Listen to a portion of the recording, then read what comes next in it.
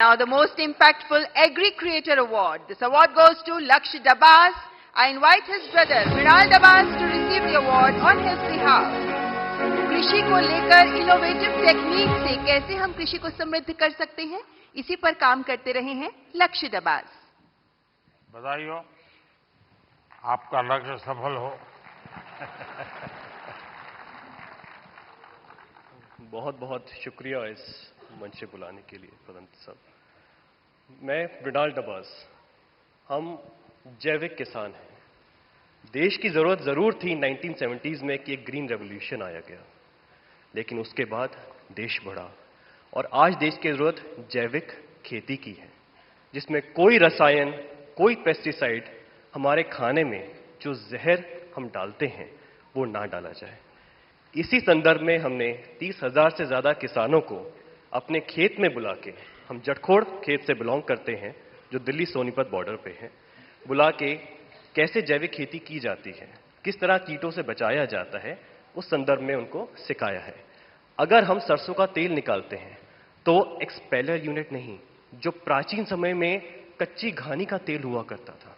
अगर हम गाय पाल रहे हैं, जर्सी एचएफ नहीं, जो हमारी देसी गाय है, गिर है, सहवाल है, थारपारकर है, राठी है, क्यों उसको भी हमें ज्यादा सेवा करनी चाहिए? उसके दूध में और उसका जो घी बनता है, क्या उसमें ज्यादा प्रोटीन कंटेंट होता है और हमारे शरीर के लिए क्यों वो ज्यादा जरूरी है?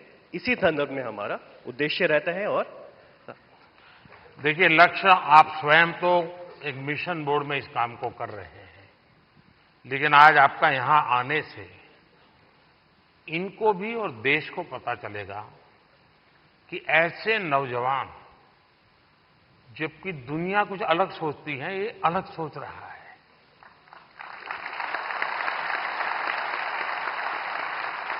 लोग लक्ष्य की मजाक उड़ाते होंगे, क्या यार तुम ये गाय पीछे पड़े हुए हो। उसके बाद भी वो उसको समर्पित है। आप कभी गुजरात के गवर्नर आचार्य देवव्रत जी से मिले हैं? नहीं सर, ये अवसर नहीं। तो मैं आपसे आग्रह करूंगा, एक बार उनके साथ बैठिए।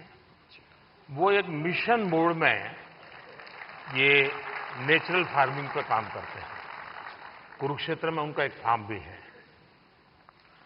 और गुजरात में करीब उन्होंने 3 लाख किसानों को नेचुरल फार्मिंग की तरफ ले गए हैं और जो उसके रिजल्ट आए हैं बहुत ही एनकरेजिंग है। दूसरा, लोगों में एक भ्रम है जिसको आप ठीक कर सकते हैं। ऑर्गेनिक फार्मिंग और नेचुरल फार्मिंग दोनों अलग है। कुछ लोग कहते हैं कि ऑर्गेनिक फार्मिंग में शुरू में इनकम का बहुत लॉस होता है, उसके कारण कोई किसान हिम्मत नहीं करता। नेचुरल फार्मिंग में लॉस नहीं होता है और धीरे धीरे प्रोडक्टिविटी बढ़ती है, क्वालिटी बढ़ती है, एकरेज बढ़ता है। मैं चाहूंगा कि आप एक बहुत अच्छा काम कर रहे हैं, लेकिन मैं आपसे आग्रह करूंगा, आप आचार्य देवव्रत जी से जरूर मिलिए। यूट्यूब पर उनके बहुत सारे लेक्चर्स हैं, आप उसको देखिए। बहुत बहुत शुभकामनाएं।